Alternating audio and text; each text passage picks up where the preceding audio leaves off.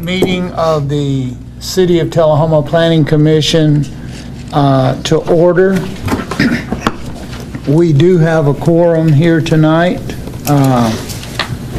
for this meeting, so we will continue, and I'll ask Pastor Ricky Wade if he will lead us in the invocation and the Pledge of Allegiance to the flag.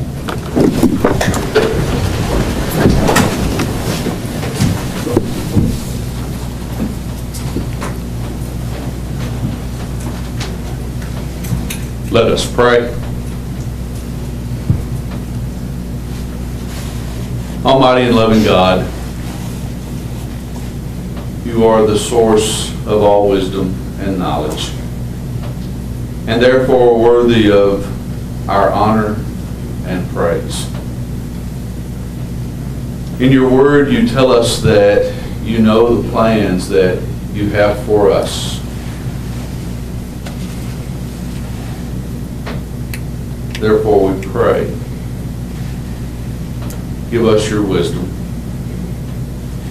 Give us your knowledge that the decisions of this body might be just and right.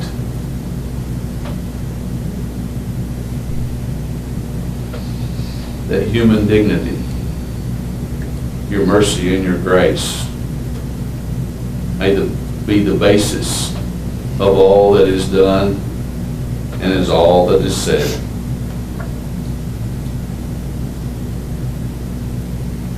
We ask for your guidance and your help so that this community may be a community that walks in your will and establishes your way. This we lift up and pray in the name of the Father, and of the Son, and of the Holy Spirit. Amen. Please give the proper salute. I pledge allegiance to the flag of the United States of America and to the republic for which it stands, one nation under God, indivisible, with liberty and justice for all.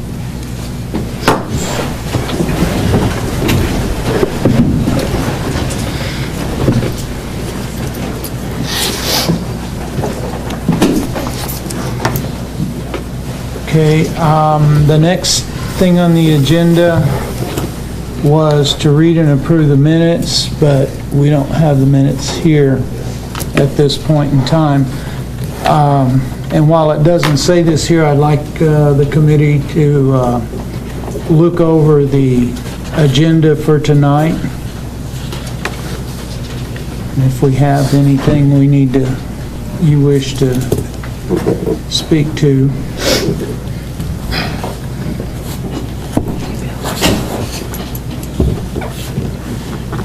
Not, then we'll proceed. The reports of officers and staff. No reports, Mr. Chairman. No reports, okay. We have no unfinished business, so we will begin with new business.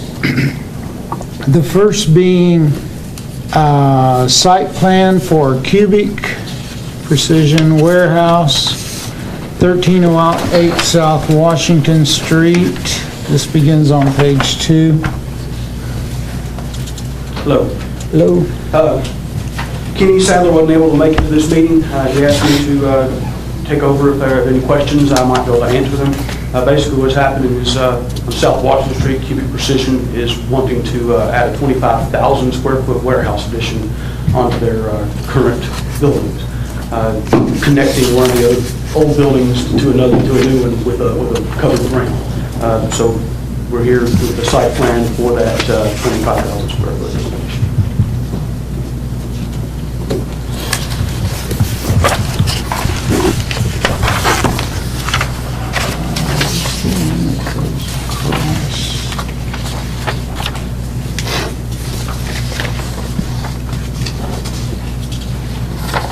Is this the one that goes across what is currently two industrial lots? And that was going to be one of the conditions that I was recommending that we approve it and then recommend that they require those two lots to be combined. For those two lots to be unified? Yeah. track 1 and track 2.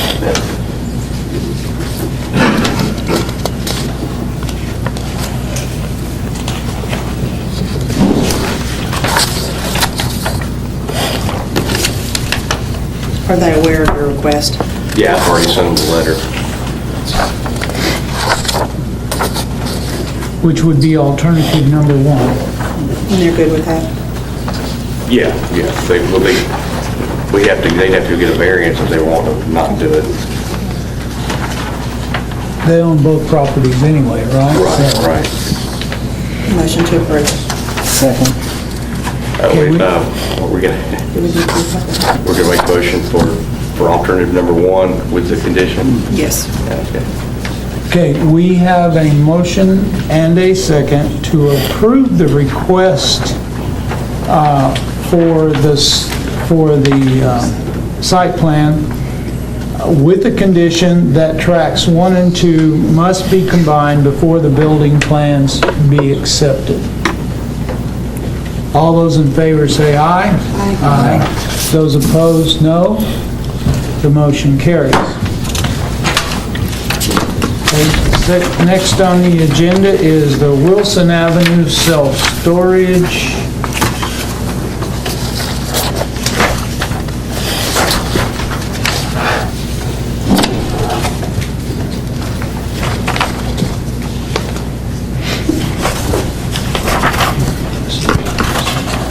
Begins on page 8.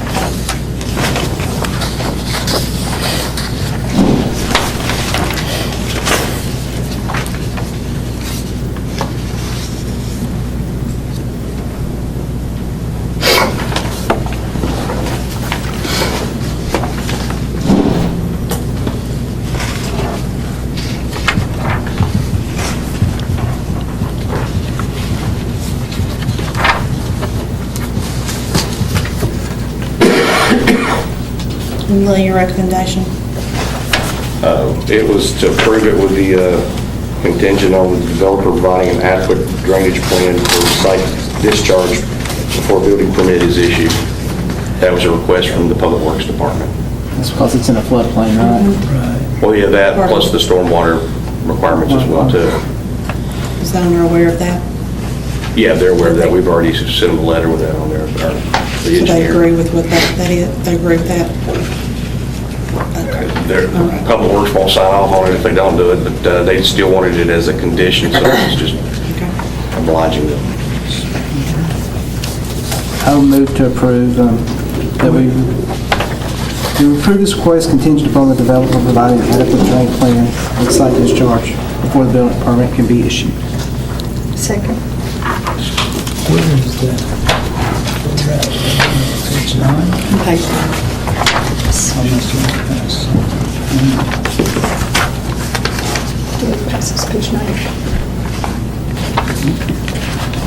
Okay. So I have a motion and second to approve the request with a contingency upon the developer providing an adequate drainage plan for the site discharge before a building permit is issued. All those in favor, say aye. Aye. Those opposed, no. Motion carries.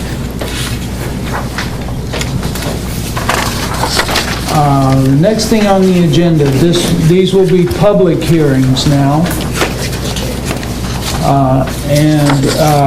The ruling on public hearings will be that if there is anyone to speak, they will get up and speak. They must give their name, slowly enough we can record it, and your address, and then you can begin speaking. You'll be allowed 2 minutes per person, okay?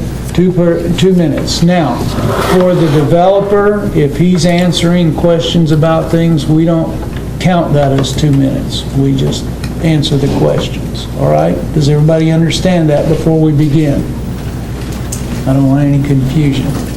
All right? So the first one on the list will be the Carter Parkway Road Minor Subdivision final plat and subdivision variance.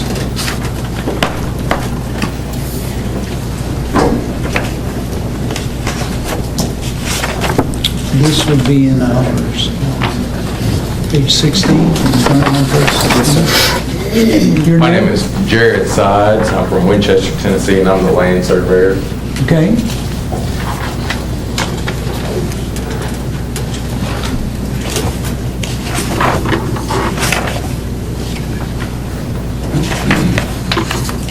Then you're just here to answer questions. Yes, sir. Well, you can have a seat and let somebody else, if there's somebody who wants to come up and speak.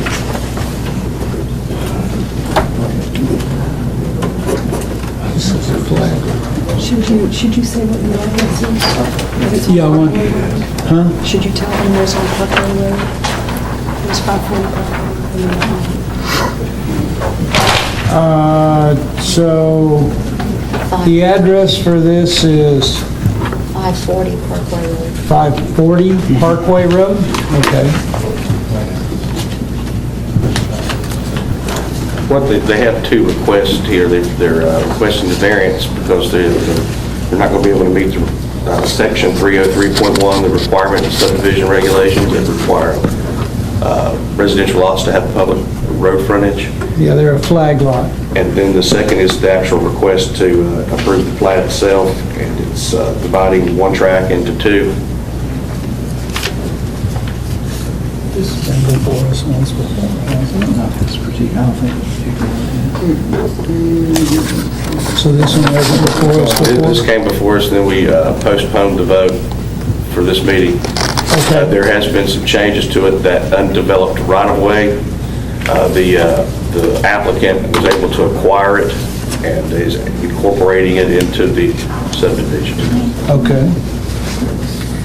So basically, there is the possibility of having an access. You know, the one of them, he's wanted to straighten up the lot line there because there was a house that was south of that right-of-way that was kind of built extremely close, so he wanted to give, some additional property there. And just so he moved the line up, but he would only have like 80, I think it's like 86 feet, I might be wrong, on that flagpole there, the handle that comes up. So what he's going to do is, just that's one that's going to have actual frontage is that first or the front lot, and then he's going to run an easement, an egress easement across that one to the back lot.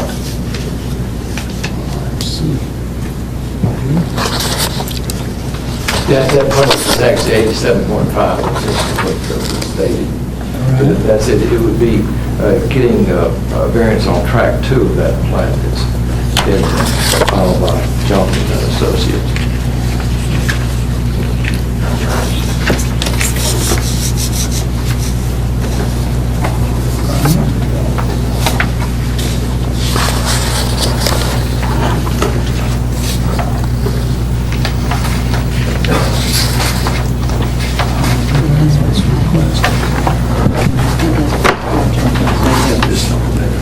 Yeah, they got a copy of that. It'd be page 23. Numbers kind of small that page, and numbers the size of the pages of text. Yeah, it's easier to see in the picture than it is on the thing.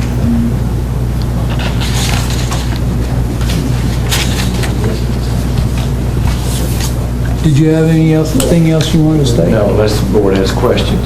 All right. Does anybody from the board have questions? Thank you.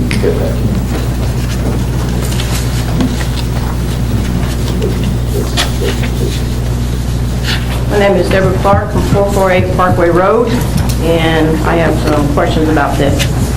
I provided some handouts, so I'm going to talk quickly through what I've read. Plugger Road right-of-way, Parkland subdivision, 148A plat recorded 8 August 1968 was amended due to a setback issue on 23 September 1976. That involved the house that they were speaking to that he's giving them property. That property was already given to him back in 1976. This information was shared with Mr. Carter by me, and the surveyor is out, and I wanted in good faith to make sure that he knew about the property line changes. I discovered a quitclaim deed that was filed on 30 May 2018 utilizing the original parkland subdivision plan, and after Mr. Carter received the information about the amendment, he quickly corrected the quitclaim deed concerning the public right-of-way and refiled it on 12 June 2018. The quitclaim deed was filed between Jeffrey Bowen and James Carter. However, there is no evidence that Mr. Bowen had the authority nor process this property to even have the deed to be able to deed this to Mr. Carter. In the handouts I provided you, you can see the original and the amended Parkway subdivision plats. There is also a letter dated 18 June 2018 from the Coffee County Property Assessor, Beverly Robertson, stating that as of January 1st, 2018, the Coffee County Property Assessor Office has a right of public way map between Parkway Road, 522 Parkway Road and 540 Parkway Road. The tax map is currently mapped like Parkland Subdivision Plat as amended in Trustee Book 167, page 403, as recorded in the County Register of Deeds. There is no tax bill existing for this property as it is assessed as a public road. We have attached a current map with this letter. That's from her.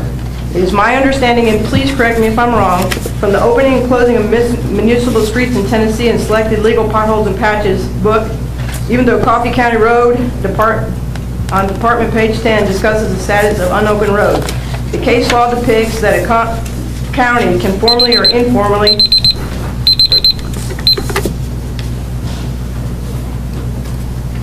Can we defer? You can. I'm Mickey Norman. I live at 470 Parkway Road, and I defer to David Clark.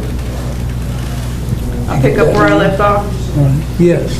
The case law depicts that a county can formally or informally accept a platted road or subdivision, and since at this point, Benton Bartlett, the current Highway Department Commissioner, denies formal acceptance of this public right-of-way, it was accepted informally on August 8, 1968, and then again on 23 September 1976 by Coffee County, accepting and recording the Parkland subdivision plat and its amendment. On page 27 of the Planning Commission approval, it required to close the street a public way, and this process should go through the Coffee County Planning Commission Committee since it is a public way, and that it was not annexed into Tullahoma. According to several discussions I had with Kurt Gray, the Coffee County Planning, Zoning, and Codes Administrator, I was informed it is general policy within the county and throughout Tennessee that if the road or right-of-way was to be reverted back to individuals, it would be divided equally between the adjoining property owners, but it must go through a process. My questions are, was a proper process followed to obtain this right-of-way? I would like to see the title of the public right-of-way that indicates Mr. Bowen had the right to deed it to Mr. Carter, and did he have the legal authority to do so, as the road public way was not taken from the landowners but designated into the original parkway plat and agreed upon by the subdivision members for the amendment. I would like to know if there was a public notice of the closing and disbursement of the public road or right-of-way in question, and did the county quitclaim the property at any point to Mr. Bowen or Mr. Parman? If so, where are these deeds? I have also provided pictures concerning the ingress and the egress of the public right-of-way in your pages, concerning the water flow, the public right-of-way interest, and where Mr. Bagby, the current owner of 522 Parkway Road, there's a picture in there where there's a stake in front of his house where he currently believes that that is the land, that property, and I discussed this with him on Friday, and he is under the assumption that he is being given 10 feet so that he doesn't have to move his air conditioner. Under Tullahoma Codes 203.1, standard subdivision, and any subdivision contains less than 5 lots on existing street or public way not involving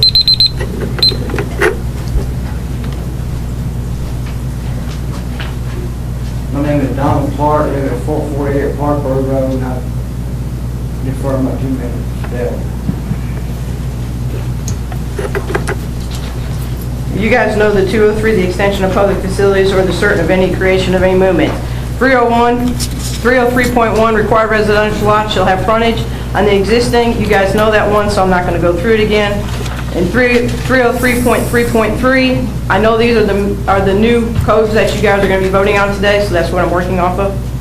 If not, we can go back to the other ones. The minimum lot frontage on a street to provide a private drive for a residential flag lot should not be less than 25 feet, except in the case of existing structures or a side yard. Otherwise, it'll be 15 feet. Now, after I talked with Mr. Lawson, we had talked earlier about doing these as flag lots, which I agree that should be done with these areas here because of the topography, limited road frontage, and the existing existing land use. 307.3, individual on-site sub-sewage sewage disposal system. I don't know if anything has been turned in yet, or Mr. Carter has told us as neighbors that this land has been perked, but we have seen nothing on it, and we would like anything that if it would ever be approved, that it be approved because of the proper sewage from the health department. So our recommendations, we want to know, has it already been approved? Is it required to be turned on the plat in the Tullahoma Planning Commission? If so, what are the number of houses and with what number of bedrooms and bathrooms have been approved with his perk? Our recommendations for the situation of Parkland subdivision. Table, approval of the Carter Parkway minor subdivision until the Planning Commission seeks the city attorney to perform due diligence to ensure the quitclaim deed's validity, and Mr. Carter obtains a proper property legal through the Coffee County Planning Commission declaring the road abandoned, split between the two current property owners and receives a warranty deed from Mr. Bagby. Redraw the current, this is our second proposal.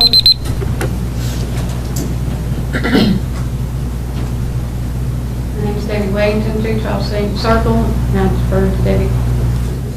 I'm sorry, I didn't get that. Could you say it again, please? Debbie Wellington, And the address? Address? 212 St. Circle. Okay. Our second recommendation is redraw the current proposed plat that he is performing today to acknowledge that the current road right-of-way was recorded by the Coffee County Tax Assessor and utilize the current codes allowing for 2 flag lots and the use of the public road right-of-way for ingress and egress if the health department approves the subsurface, which would allow that to be approved today. Or we ask the Planning Commission to put a limited of 2 flag lots maximum on the final approved plot, when applicable, to prevent breaking of warranty deed from future current owners. Any questions? I think I also provided all what I just run through in your thing. For right now, we don't think the validity of that attained because it is a public road, and Mr. Bowen did not have the right to sign away property in a warranty deed, quitclaim, and as you know, a quitclaim doesn't give anybody a guarantee on a warranty or a title, so future owners could be in trouble when they're trying to sell their property because there is actually no title on that 50-foot of public road. We did not go through the proper channels to get that, to our knowledge.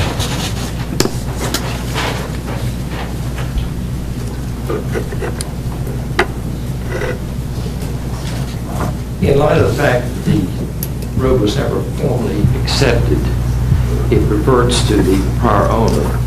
And Mr. Carter has obtained the quitclaim deed from Mr. Thomas D. Broadbent, who owned the greater tract, and I have that in my hand. As to the septic thing, it has been perked and tested, of course, and it's on the plat that's being filed with this body, and it cannot be signed until it's approved by this body. So that's taken care of. So it does comply with that, and it's already been approved for four-bedroom home. But the key issue I think that's objecting is that it's a county road, but it's not. It was never stated. It was never formally accepted. And I do have the quitclaim deed in my hand from Mr. Tommy Broadway.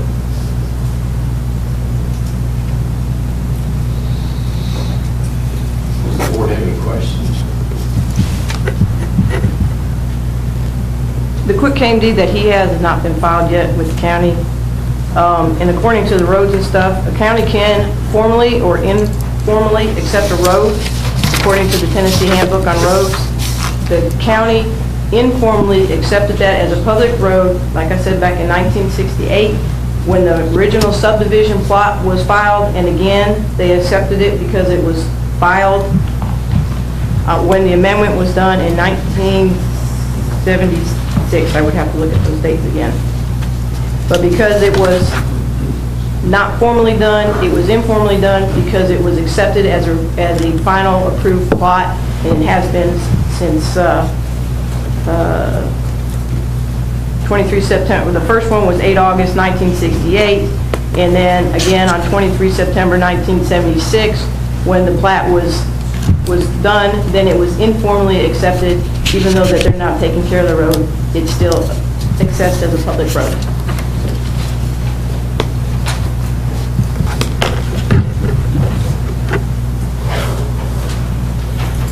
If I may briefly point out that if it's either formally or informally, the right-of-way is there, and so that problem is solved.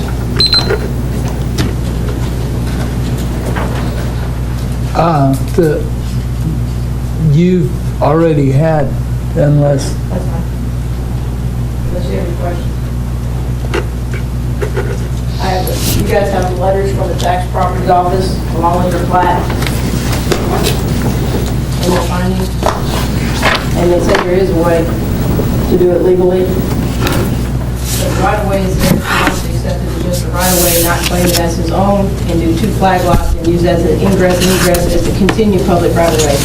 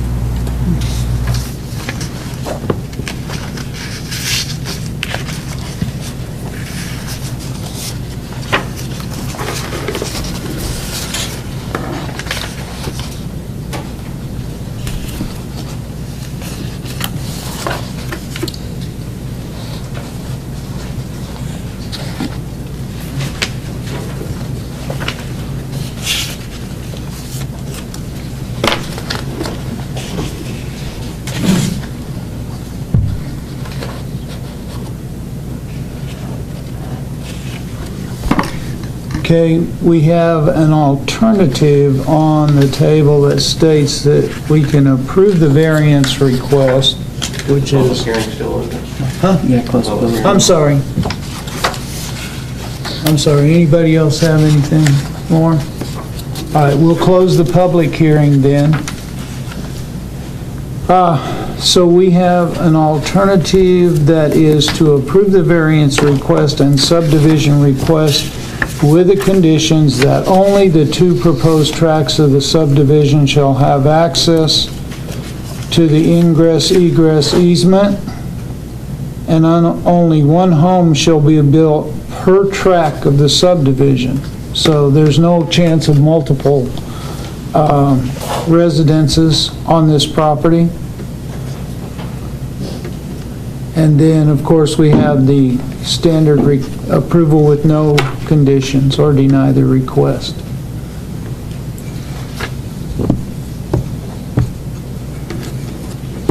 Do I have a motion on either of the alternatives? The recommendation of the staff? Alternative number 1. Okay.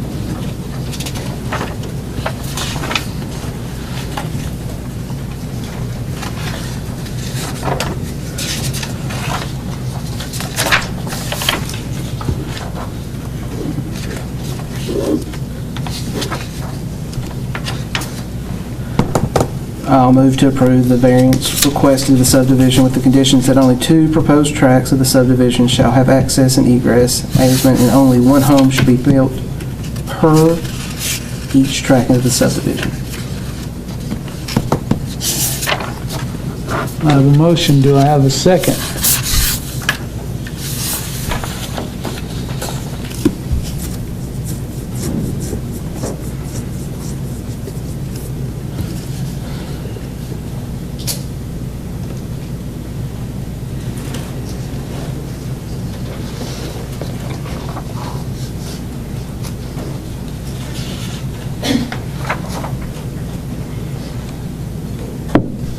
The way the state law rules are, if We got to make a decision one way or the other. or deny it, Please 60 understand, days. we have to make a decision this meeting. We are allowed to postpone it one time, but we can't only do it one time. We have to make a decision now. or it'll be automatically approved. Or it'll be automatically approved by the Yes. state? 60 days.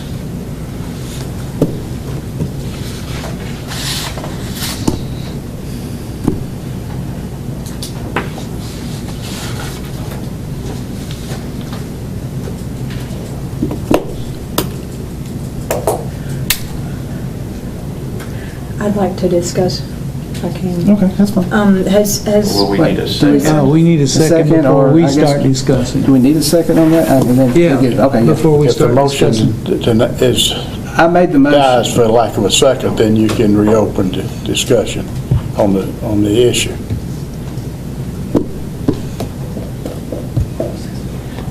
We can't discuss it until we have a motion and a second, one way or the other. Sure you can. You can't discuss the motion, but you can discuss the issue.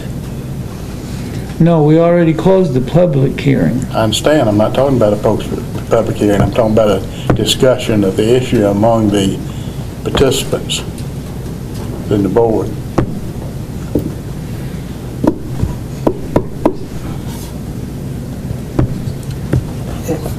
Understand it correctly, you can second my motion, we discuss it, and if you don't like it, you can decline it, and then that would kill it. If it dies without a lack of second, you can't vote on it.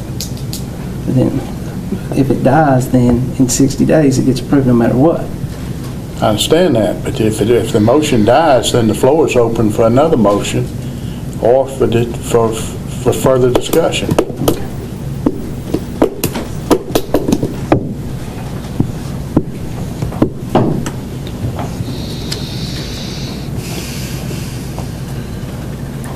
Mr. Chairman, my concern is it seemed to be some legal issues here, which I frankly don't know the answer to.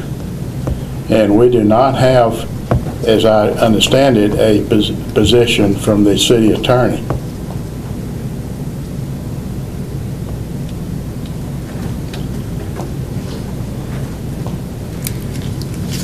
Has the city attorney been approached with this? I don't know, has it? No, I haven't seen any of this. And we can't table it to ask him? We'll table it, but then 60 days will lapse, so it'll be approved, and it'll be kind of a moot point unless we have a special call meeting. Oh, we're going to meet again next month. Yeah, Right, but this is already but postponed last It's already been postponed. We'll be past 60 days for another meeting.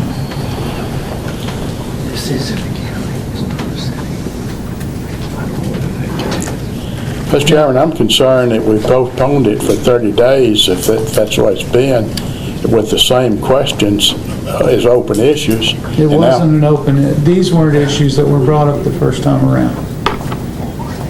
There were questions about the access to it, but those were worked around during the last 30 days. They made some agreements, that was what we heard, was that they made some, or I heard, that they made some agreements, so, to work around it, so.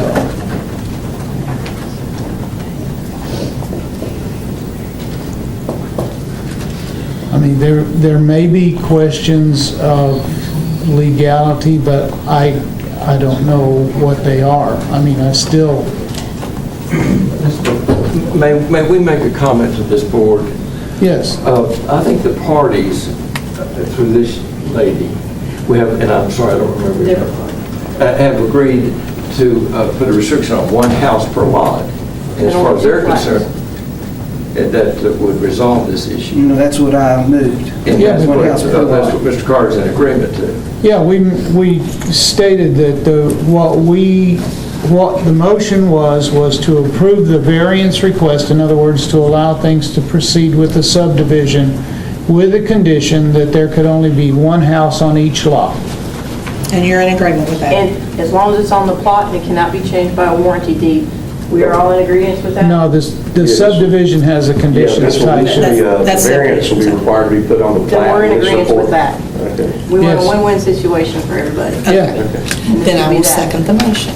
All right, so I have a motion and second to the first alternative to approve the variance request and subdivision request with the conditions that only the two proposed tracts of the subdivision shall have access to the ingress and egress easement, and only one home shall be built per each tract of the subdivision. Right? All those in favor, say aye. Aye. Those opposed, no. Thank you. Motion And I carries. commend you for working together. Yes. Thank you, everybody. We appreciate all of your work together to do that. Made a judgment.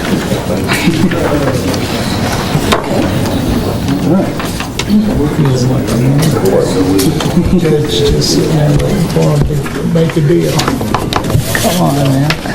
All right, the next one on the final plats is the Medley J.D. Neal Road minor subdivision plat at 5985 J.D. Neal Road.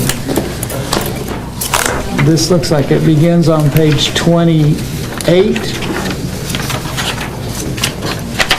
26. 26. 26. This was another one that was before. It's another subdivision in the urban growth boundary in Collin County. It's dividing a track into two tracks. Right now, the size of the track is 14.79 acres. They're cutting out a 4.34 acre tract on the north, I guess the northeast or the east side of the property.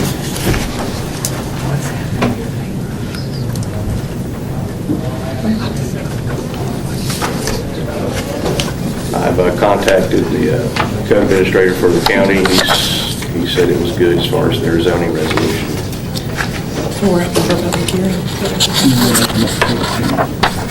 Didn't know if anybody was going to present. I'm sorry, this is a public hearing, so those who have anything to speak on this issue, come forward, give your name and address.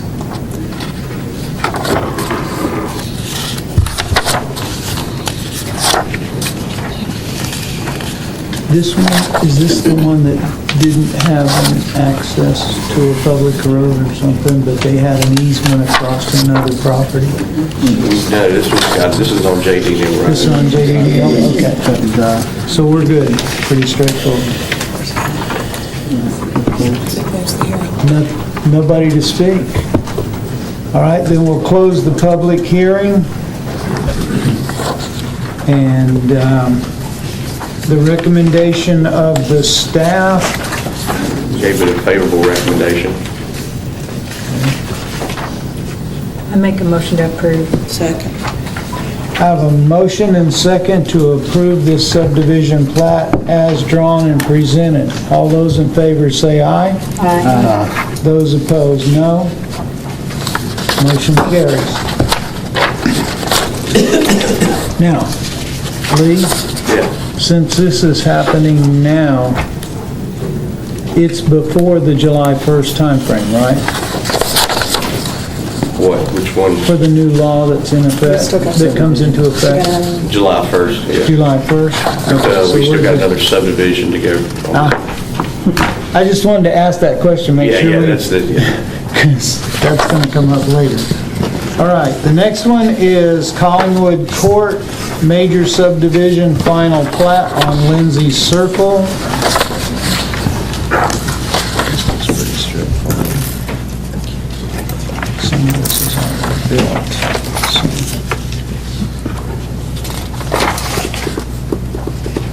Do you have anybody? I'm here to represent Mr. Timby, the developer. He's purchased this land a couple of years ago. It was a subdivision that was started back before the recession. They messed it up, and he's been in there trying to fix it. So they've got it just about ready. So we're just trying to get the final plat approved so they can start building some houses. Is this picture old? Are there actually some houses already built out there? There's not houses in there. Not yet? There is Collingwood Phase 1, which is off of Marbury. This is back behind there. Okay. In the back left corner. All right. Anybody wish to speak to this issue? This is a public hearing.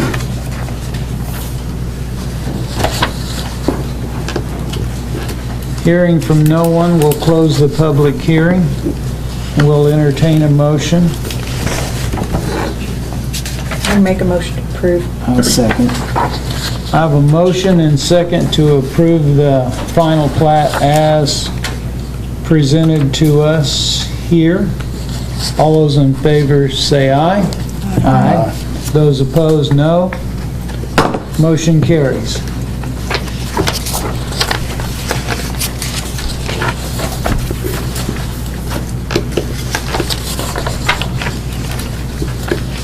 Next thing on the list then is this is a public hearing on a zoning of a plat at 810 Cedar Lane, A rezoning, a zoning a map. rezoning, actually going backwards, I think, but Commercial to something. to residential. This is to rezone from commercial to residential. And we're just making a recommendation on this one, so it's not approved Yeah. until it goes to the board of mayor and alderman.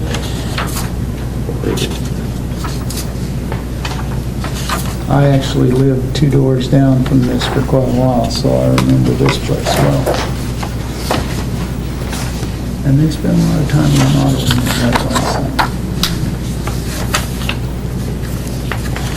It's probably how we call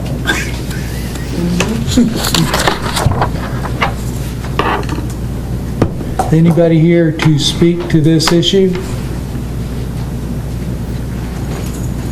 I'm the owner of the place. So, yeah, we're just doing renovations, and we were told that we have to change it back to R1 from C2, so that's what we did. Okay. Anybody else have anything to speak to this? If not, we'll close the public hearing and I'll entertain a motion on this zoning request. I make a motion to approve. The motion has to be to send a favorable recommendation. I make a motion to submit favorable recommendation. I'll second. I have a motion and second to send a favorable recommendation to the Board of Mayor and Aldermen concerning this rezoning. All those in favor say aye. Aye. Those opposed, no. Motion carries. Thank you, sir. The next is this is in a public hearing? This is a public hearing. Okay, this is a public hearing to review the new provisions for auto service fuel dispensing facilities, Section 506 of the code.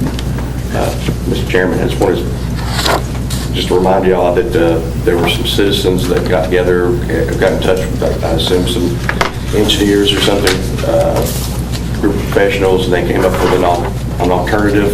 I emailed it to all of you, so y'all would get the opportunity to review it yourselves. This is the one we This is the one that when we had the went through meeting, in the study session. Yes, but I did email you each the alternative one that was provided by the citizen group. And it is... I'm not included in the packet. it's the one just the one you... I emailed you guys as soon as, after the last Board of Mayor and Alderman meeting, I made a copy of it, and I mailed, it was 2 pages, and I emailed it to all the members. So this is the one that, when we did our study session, we agreed upon, but we have a second one that's also been sent to us and we've received in the email. Yes, Neil Leffler, 310 Oak Park Circle. Okay. And I'm one of the citizens that pulled together this package for this activity. You have a chance to look at it. If you got any questions, you can review it. But this is motivated by a couple things. We were asked to do this. Secondly, Mayor wants the city of Tullahoma to be a best city that it can be, and so do we. And this proposal was set forth for that purpose. There's several items in here, and they get pretty expansive in terms of changing our vision of what we need to do in the city. I did ask the mayor I'd like to submit the thing to the development committee, that it can get its review. Also, there's some legal issues in here that I started to have people look at the legal side of this aspect, because it came into dealing with the distances from the gas station to residences, and that's already being done. So if you got any questions, that'd be great. If not, yeah. The 300 feet was an item of debate last time. Can you speak to why you feel like the 300 feet should be as it is, please? Yeah, because if you look at the FHA loan documents, it requires that a house, and unfortunately, and I'm sure this was done unknowingly, that when you put in the gas station across from Albany, as well as when you authorize the work being done over by Oak Park, you actually put in harm's way citizens. Not very many, but you did put in harm's way in terms of they're not able to resell their house through FHA mechanisms. That's basically the reason. I don't think we should be in the position to have our citizens have to actually be forced to finance the gas station indirectly. So that's why the 300 feet was put in there. Okay. Thank you. Anyone else?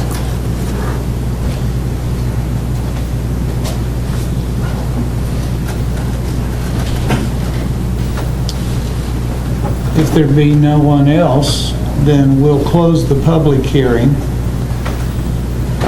We have before us a version of the requirements.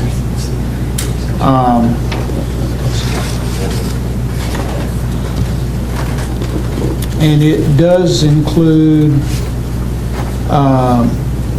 the gasoline pumps not being located closer than 300 feet.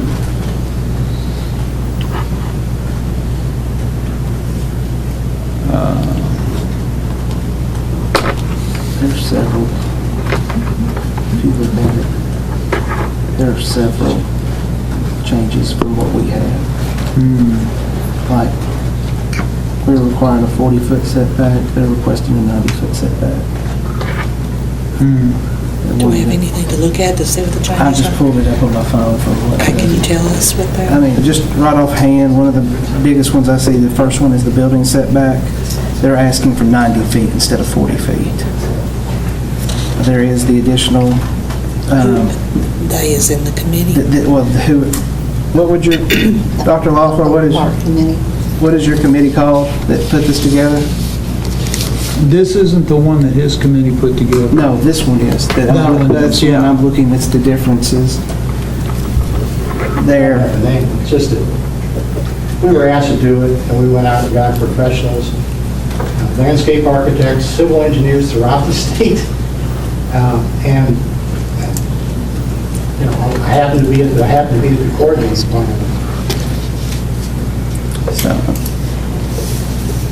So they're it really came out, Chad, it came out of the experience with the Oak Park. We looked into the issues. And as I said, you know, there are health issues that are associated with this 300-foot issue that needs to be dealt with. And what I was recommending, rather than trying to adjudicate something, I like to send it into the development committee and have those people, as well as the city attorney, look at the issues. It's a professional group.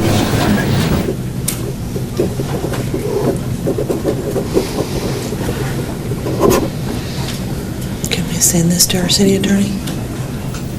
So, No.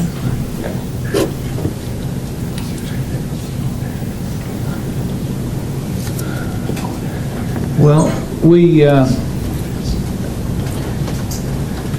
some of the things I'm not exactly sure about, because I know that part of what came in the one that is published in the actual packet handout that we got was through our studies and through our looks and through the things that we looked at. So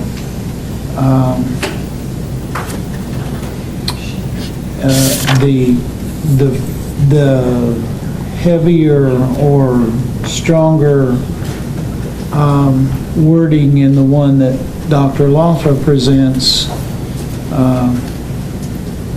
would require us to go back and look at this whole thing again in light of, yeah, we have to be safe with what we do, but we also can't restrict land usage totally either. I mean, we can set setback distances and other distances so far away that it would preclude you ever being able to put anything on the property. So you have to be careful about that as well, I'm sure, but.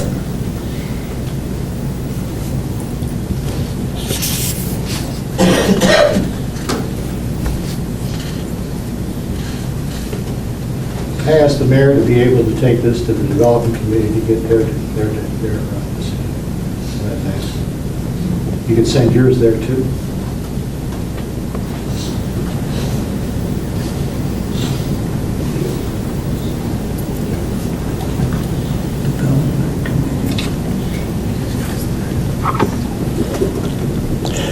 Lee, what's the approval path for this? This goes to you guys. You make a recommendation, that goes to the board of mayor and board mayor and alderman. But how does this planning group he's referring to fit in? Oh, that's the development committee group. That's like the technical advising group to you guys. We review all the plans, subdivisions and plans specifically for regulations within each agency that's on that committee before it comes to you guys to get approved. As far as a policy group, it's never been actually used as in that particular act. So that's representatives from all of the various agencies within there. Yeah, so you got city government. Well, outside the city government as well too. You've got TUAs in it, IRPUD. You got the fire department, the inside agency, fire department, public works, Parks and Rec. Well, that's for landscaping and stuff. So City engineer. And that's public works. So is it out for review? Is this document out for their review right now? No, I did not. I was there when he approached during the public comments during the Board of Mayor and Alderman's meeting, requesting that I sent this to the members of the Planning Commission, and that's what I did. I did not send this out to those members of the Development Committee, but I can do that. So you know, Bill, I did ask him to just send it to you all, and I asked the mayor to send it out, be able to send it on to them. Now, that development committee, they're a support group for this group, right? Yeah, it's like a technical review committee. They call it development committee. It looks at the regulations of these various departments that deal with development, and then once it meets all their requirements, then it comes to you guys for the final approval. So, and it's still in their review? It's not, but he said we can send it. This is policy. They've never done policy regulations. It's just to review specific plans like a subdivision plat or a site plan. So who would review policy like this normally? You guys. We'd set it up there, look at it, look at what other people are doing as far as their regulations, get a feel, and we send it to, we bring it up here, we look at it, we'll do a study session just like we did last time. And, could we set up for lack of a better word, a joint study session with that development committee and us? That would be a tough one. Because, not all those people are on work for the city. I mean, I'm sure they would want to, wouldn't have a problem meeting with you guys. But I got one of them right here. If he could tell me if they're willing to meet. Do they normally meet together, or do you send them a package and they review it individually and report back to you? I send them all the stuff out individually, but we meet every Wednesday. Okay. Every Wednesday.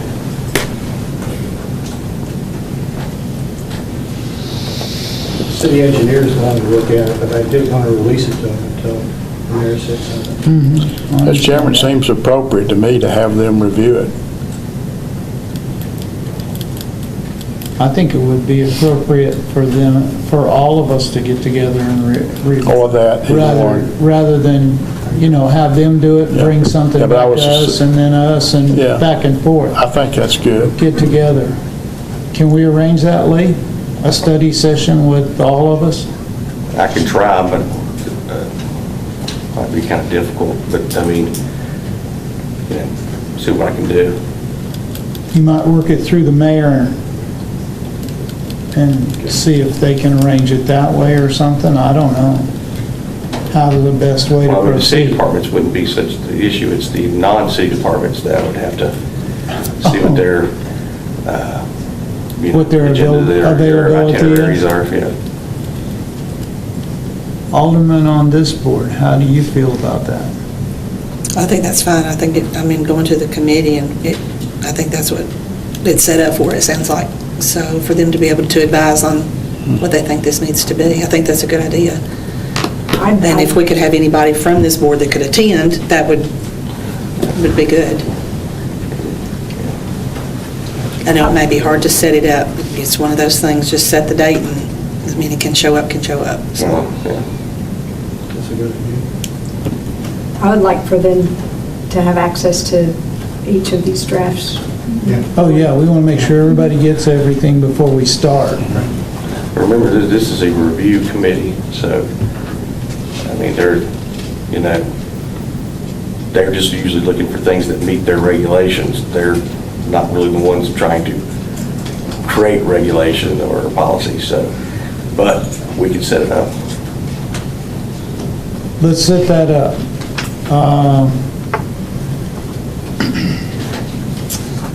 As a study session. We need to have it before the next meeting.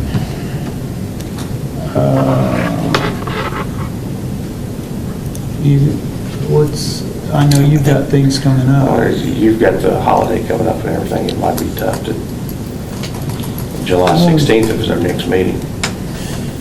Between Might be, the might fourth be might be able to get it like the week before. See, that still wouldn't be enough time.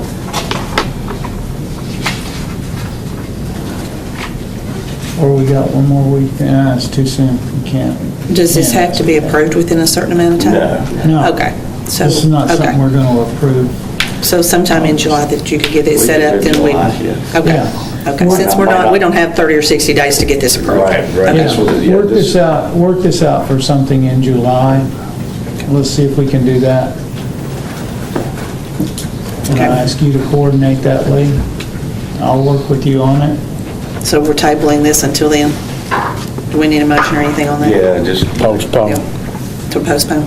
You want to make a motion? I will. I make my move, we postpone this discussion until Lee can set up that meeting, and we will revisit the issue after we have that work studies group.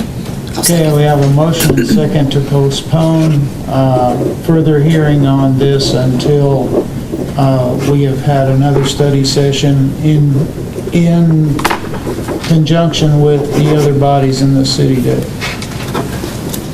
would assist us with this. Those in favor say aye. Aye. And no, opposed, no? All right, so it is postponed. The next one is the motion to the text amendments, the text amendment motion to do mailings on rezoning notices to adjacent property owners, which is on page 46.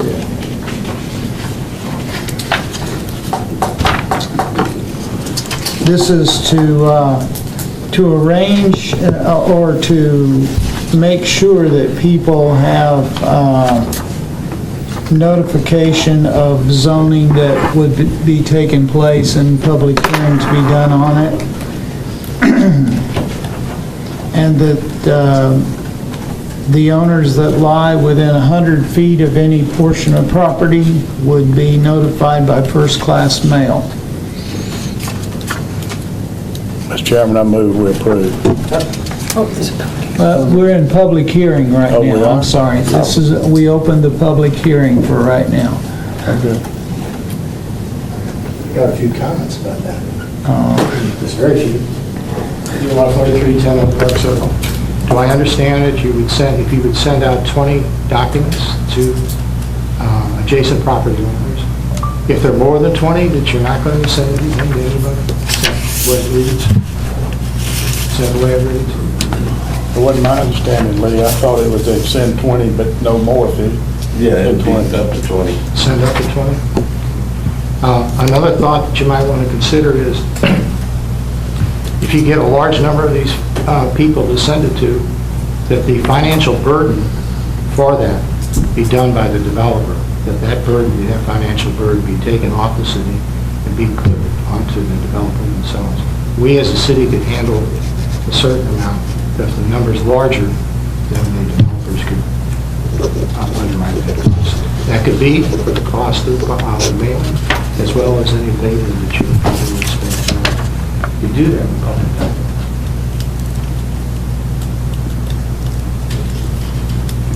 Well, as it is, it's limited to 20, so.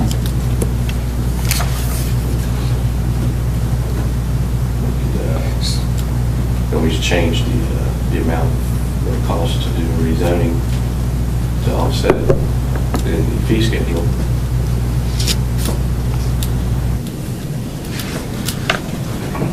I wouldn't have any problem with doing that, even on the 20. I mean... Well, I mean, it'd have to be an upfront price, but I mean, whatever 20 would cost, I don't know what we pay per, for just a regular first class. I don't believe it's the same as like I would have to pay for a stamp if I went down to the post office. Yeah. It might be a little less, but, so. I was going to say, we're not doing certified mails or anything that are going to be signed off on or anything like that, so. Can you put that in the fees? What? Can you put that in the fees? Yeah. Okay. We would just, to look at how you worded it, but it would have to be approved by the board, mayor, and alderman. Well, that would have to come back before us too, right? The fee table? No. I mean, y'all can look at it if you like, but usually they don't ask for a recommendation on, or they haven't since I've been here. All right. We're fine with this, right? So we're fine the way it is then. Anybody else have anything to speak to this? If not, we'll close the public hearing and entertain a motion. I move we approve. I'll second. I have a motion and second to approve the changes to the code in this area. All those in favor say aye. Aye. Those opposed, no. Motion carries.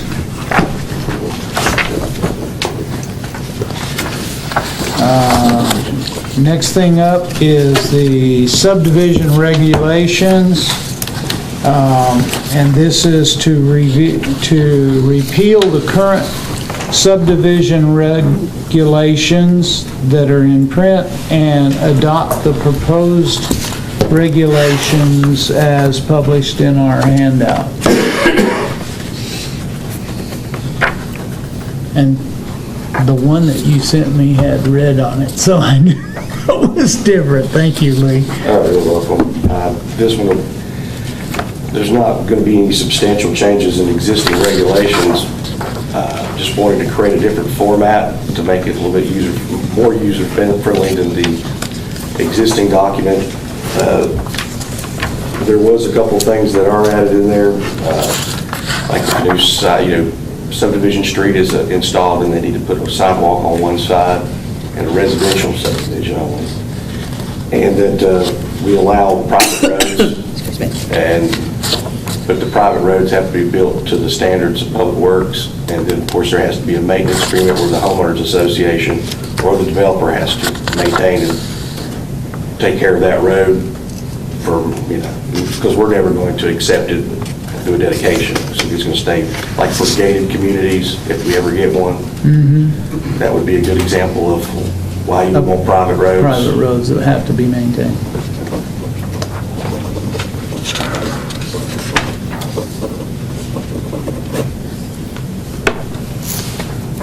I'm a little hesitant. Oh, I'm sorry, we're in public, I'm sorry. No, this is not a public hearing. Oh, just, Yeah, we gotta do a public hearing for this.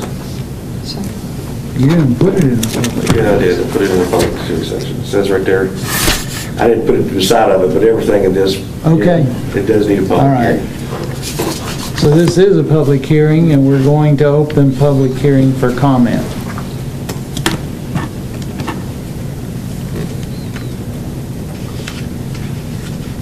Hearing no comment, we'll close the public hearing. I wanted to state one thing, is that it requires in the state law that we give a 30-day notice. And I did put, this was published 30 days prior to this meeting in the Tullahoma News. You know, the whole document was. What it was it advertised it was going to do it, and then if anybody wanted to look at the document, they could come down to the Planning and Codes office and they could look at it. No, there was one document I saw, maybe it was somebody else. Okay.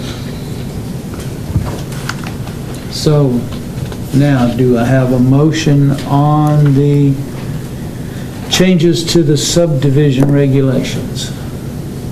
Can we open this for discussion? Gotta get motions first. Make a motion and second, and we can, yes. Motion to approve. Second. I have a motion and second to approve the subdivision regulation changes as presented to us. Discussion? Yes, sir. I think I recently came across some private roads that are in Coffee County that situation is not, it's not a good one. I don't know if you're familiar with the Lakewood community of Beech Grove, but how would we ensure that a privately owned road is properly maintained, and what if the owner just defuncts on the property, or what if this homeowners association chooses not to pay these fees? At what point, go ahead. You're asking what redress do we have on the subject? There's like with the homeowners association agreement, when they do it, it'll be like a document, like an agreement on the plat stating that they're going to maintain it, not the city. If they don't maintain it, then we would have to use regulatory means to the city would either approve it, and then they would, take that money, and we would, I assume that we would take the owner to court and try to recoup that money back from them if they default on taking care of the road, if we have to end up taking it ourselves. And that's another reason why I want it, we want it built to our standards, just in case something like that did occur, that it would meet the standards of the public street, and then if we did have to take it over, then it shouldn't, it wouldn't be us taking over substandard roads, the ones that didn't have enough right-of-way or that was too narrow. But there would be legal recourses through the city attorney's office that we would be able to take if they did not maintain their roads. Has there been any interest in opening private roads in the past or recently? Did you know? We haven't got any large subdivisions of lately that's actually wanted roads. I mean, they've had some in the past. I don't believe they wanted private roads, but a lot of these, we get a lot of people looking into making these retirement type of communities with duplexes and zero lot line homes, and I'm assuming that they're going to want them gated, or at least be able to leave the roads private so they're not open to the public.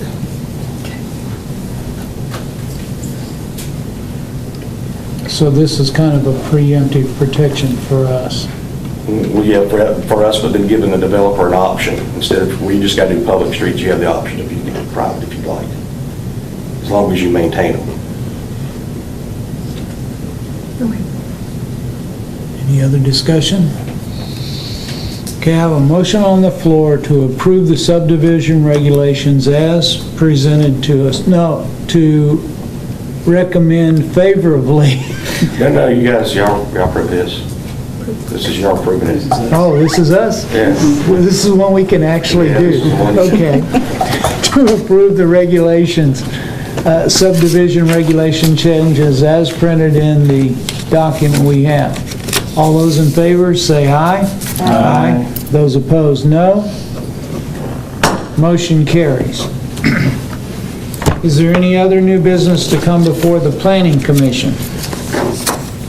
Mr. Chairman, I'll entertain a motion. Just want to let everybody know the next meeting is July the 16th. July 16th? Okay. I'll entertain a motion to adjourn. Motion.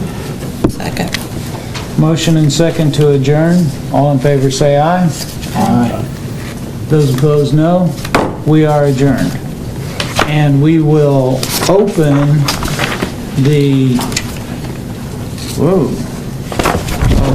back into that 50. Where'd the other go? All right, we will open the Board of Zoning and Appeals meeting. You see the agenda before you. What page is it on? It's on page 50. Begins on page 50. Okay. I'm going to take a look at the agenda first.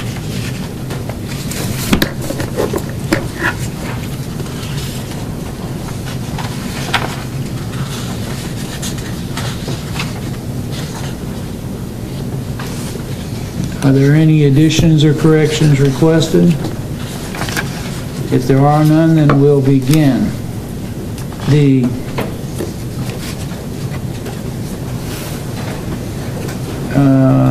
Did we have minutes for this one, Lee? No, we're just going to we'll get those caught up. Okay. Next couple of meetings. I'd like to get those by next month, hopefully. Yeah, we'll get them doubled up. Okay. So we have no unfinished business. We're going to go into new business. We have a variance request. A request for a variance from zoning ordinance section 802.1, vacancy of a non-conforming use to reestablish an apartment at 306 West Deckard Street. Randy and Pam Brown are requesting this.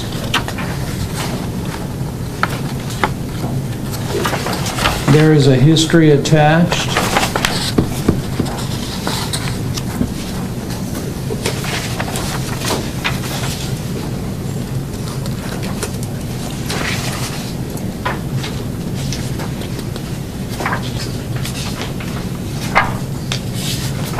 I'm not really sure if I need to speak, or I'm Pam Brown. Or is it, If you just do your little hammer? You're Pam Brown, and what's your address? 132 Warner Smith Road.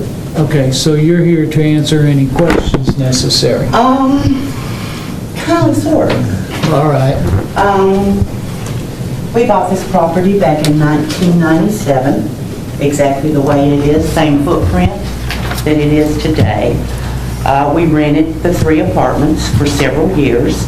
They become to where they were unsafe. My husband is a licensed contractor, so we had to shut it down so we had time to come in and get everything up back safe. On September the 19th, we got permits issued for the 3 apartments, the 2 downstairs. I gave layout and the 1 upstairs. We went through all of our permits, got the rough-in electrical. At that time, we were told that we had to stop work, that it had to be, the variances had to be changed, it had to be rezoned. And so that's where we're at today. So we've been stopped work for 2 months.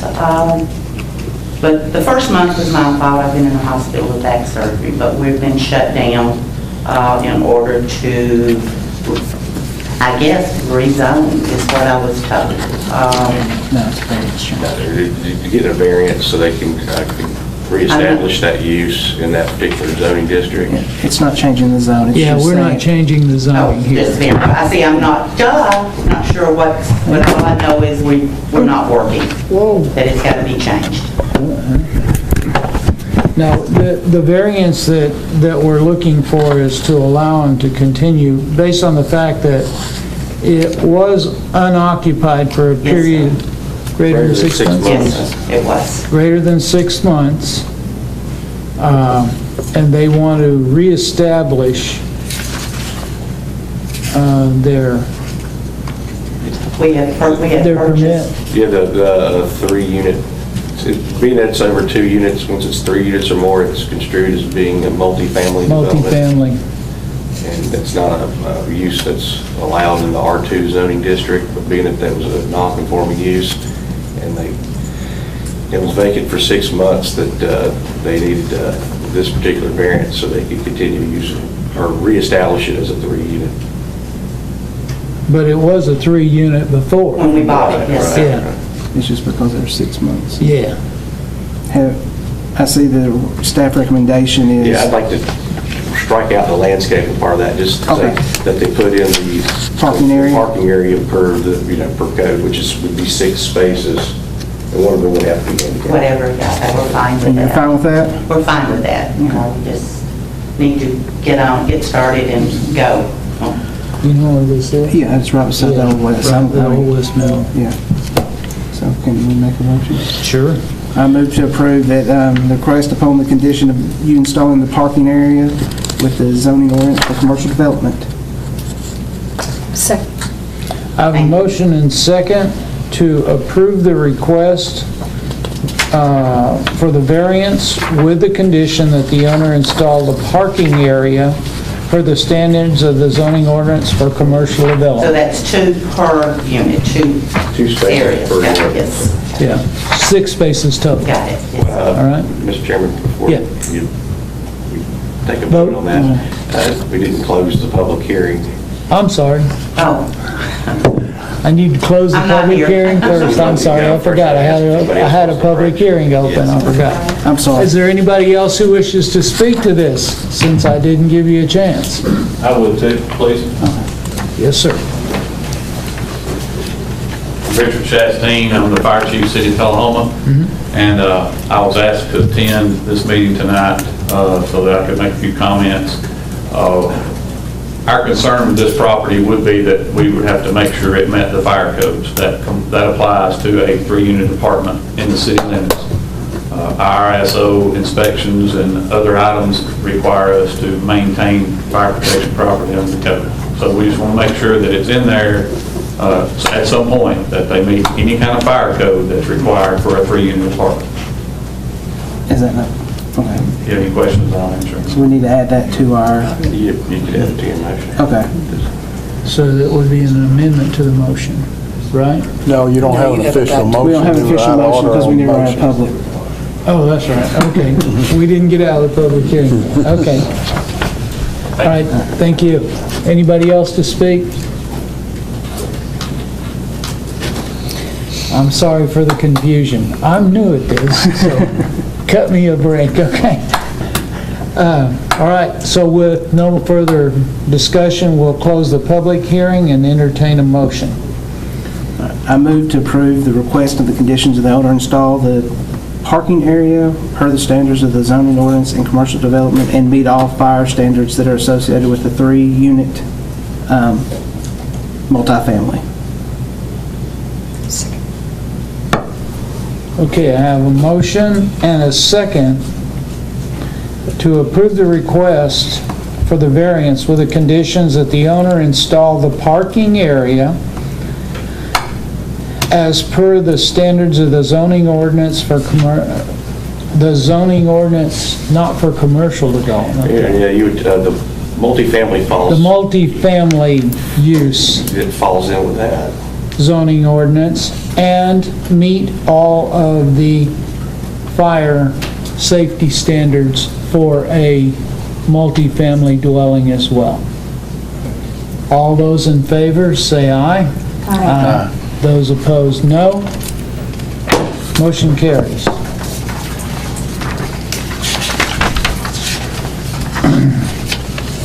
The next thing up is a conditional use permit. This will be on page 55? 63. No, I'm sorry. Not far enough over. There's too many other things. 63. All right.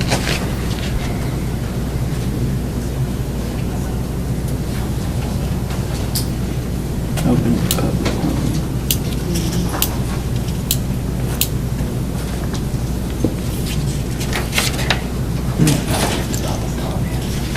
Okay, we'll open this public hearing for comment from anyone. Is the chair addressing the hands and feet ministry issue? Yes. Yes. Yes, sir. Okay. Just briefly, I'll continue to be Jim Conley, Tullahoma, Tennessee, 106 Hamilton. Hands and Feet Ministry is an outfit that helps folks building handicap ramps at no cost to the people in need. So that this community has a significant need in that area, and a lot of folks are not positioned to financially handle that so they can get in and out of their homes. To fund this, they started a shop basically to sell some retail items, and they're seeking a conditional use permit for the old Olympia Spa and Fitness Center, which is owned by Dr. Steve Bills at 303 Industrial Boulevard, and they would only use a portion of that. They're well aware of that they have fire and safety standards they must comply with, but we're before this board to get that conditional use permit.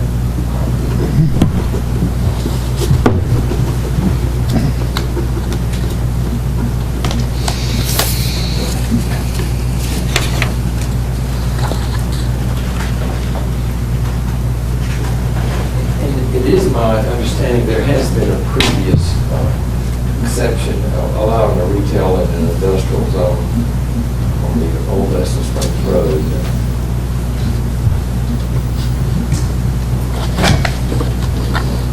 They want to use 30% of the building. The building's around 32,000 square feet, so that'd be around 9,000 square feet would be dedicated to retail.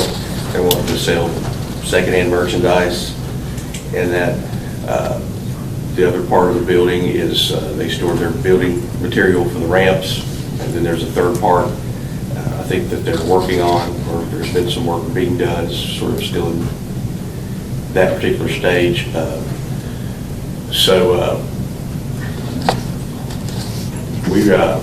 Staff gives a favorable recommendation, but there was a couple of conditions we wanted to place on there. Like all the members of, all the agencies that are members of the development committee must approve the retail use in that building.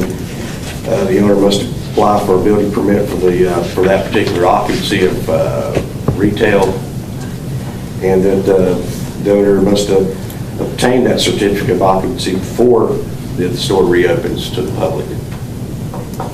Is this the old Olympia Spa building? Yes. Has it not been a conditional use there for a long time?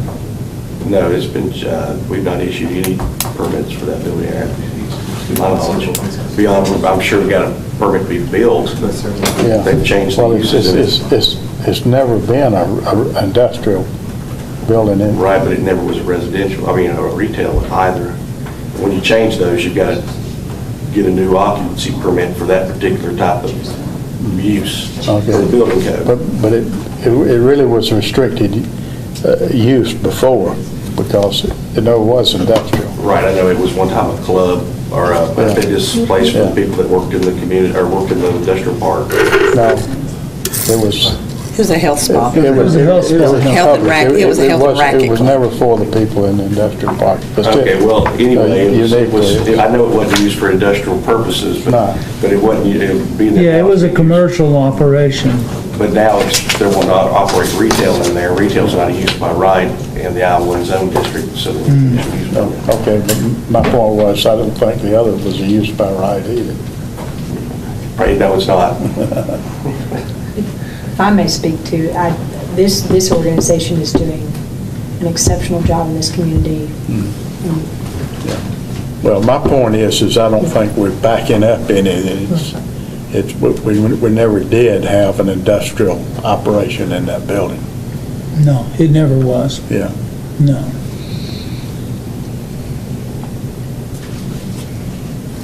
It's my understanding there have been previous retail businesses located in that building. Didn't Olympia Spa used to sell items from the building? The only thing she sold was the fruit drinks. Just sport sport drinks. Yeah, it was always just a health spa was all it ever was. No, it was, after that, it's been some kind of a tumbling thing. was in there. Which would, yeah, it'd be similar to the last one. Did you? Yeah. I know this is still, oh, go ahead. Fire? Chief Rick Chastain, Tullahoma Fire Department, and there has not been a certificate of occupancy signed on that building since it was an Olympia Spa by my department. We have not. You've not signed, ever... We have not signed the CO for that building since it was Olympia Spa. That's someone was there we didn't know about. Unused. May I speak? Certainly. My name is Catherine Hall, and I live at 855 Haley Road in Ward Tracy, and I'm one of the board of directors of the Hands and Feet Ministry. We're about 3.5 years old. We became our own nonprofit in November of last year.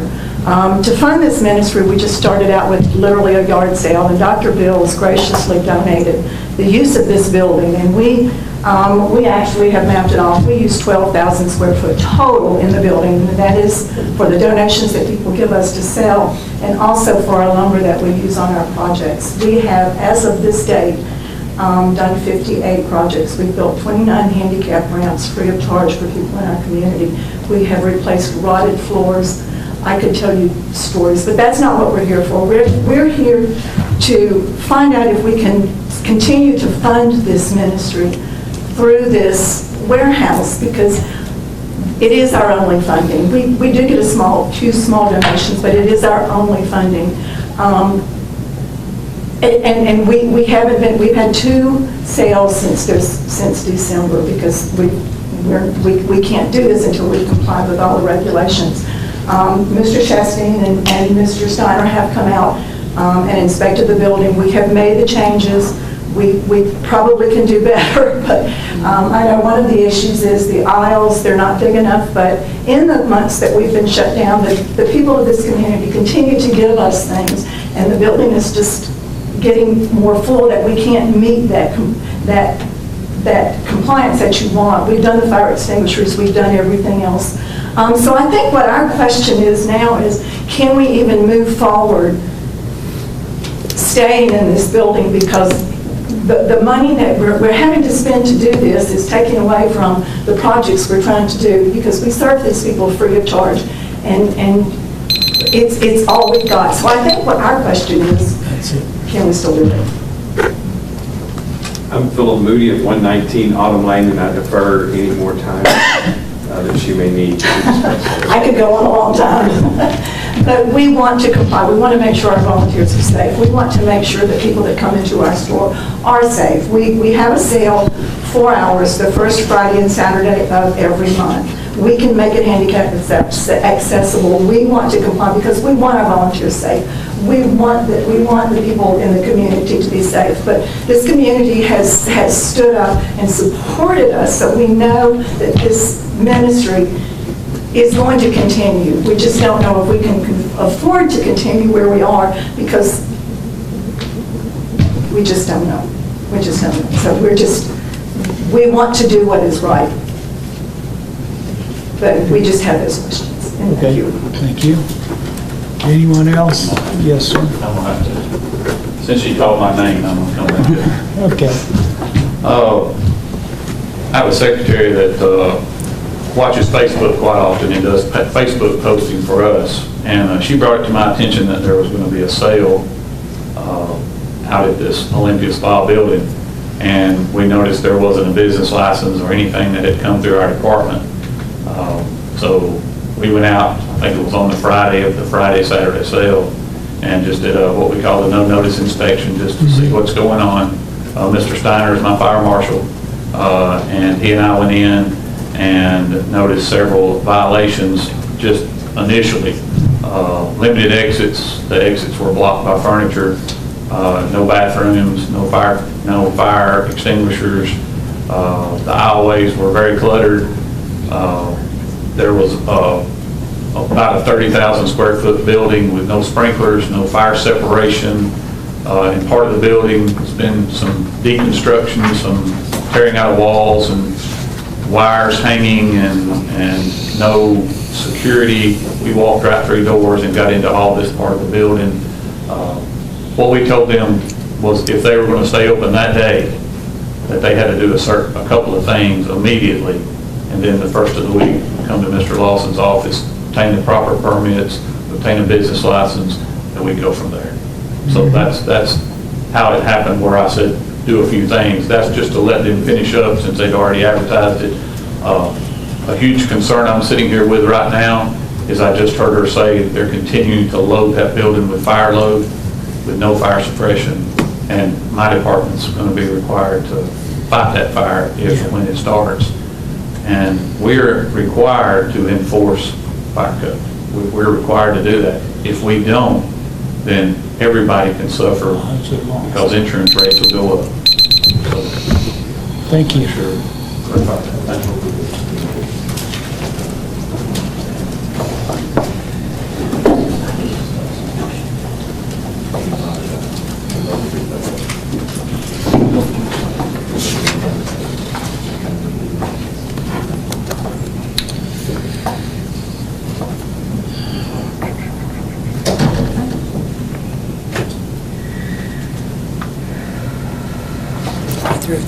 Are we through with public? So, we have anybody else to discuss or to be heard?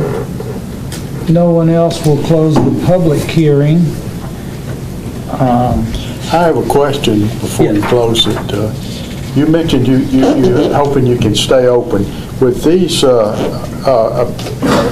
conditions that Mr. Lawson has proposed, will you be able to stay open if you follow those conditions? My concern is the money.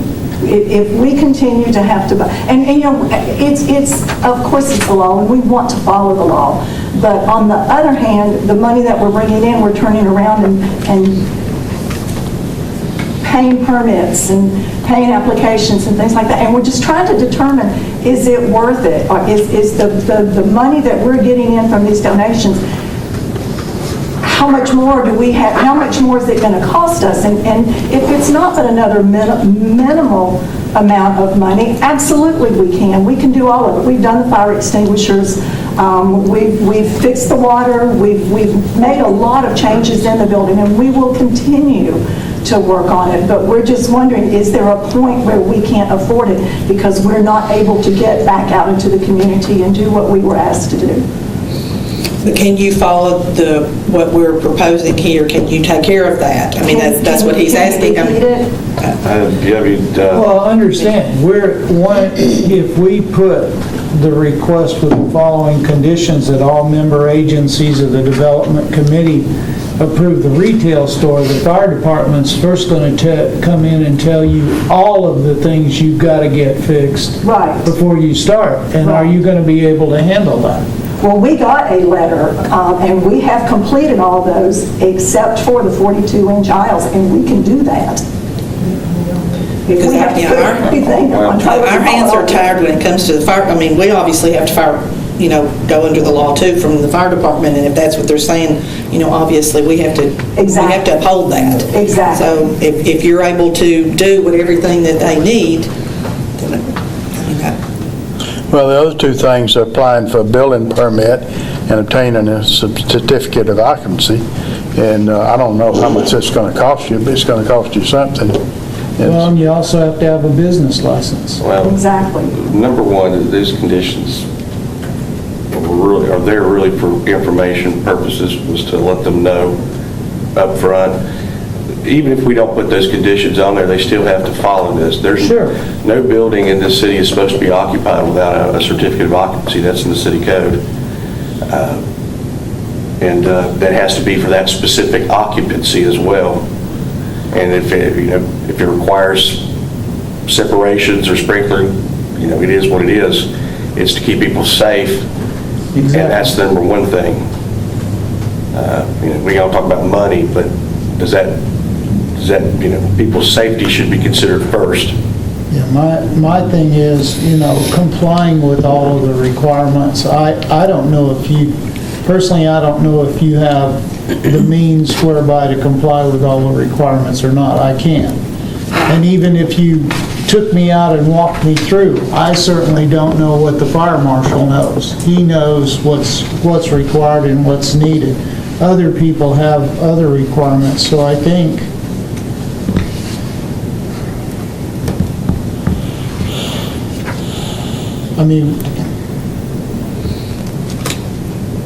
I'll make a motion, we approve as the contingency that you've stated, and all the fire codes that have been stated and required are met. I'll second.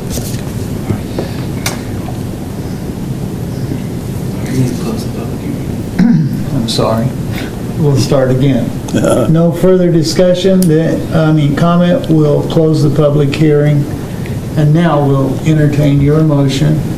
Okay, move to approve the approval of the stipulations as Mr. Lawson has requested, and also the fire department, their contingencies as well. And if all those are met, they'll be allowed to change it to whatever they need to change it to. They'll be able to do it. Okay. And I second. Okay. Do we do amendments to motions now?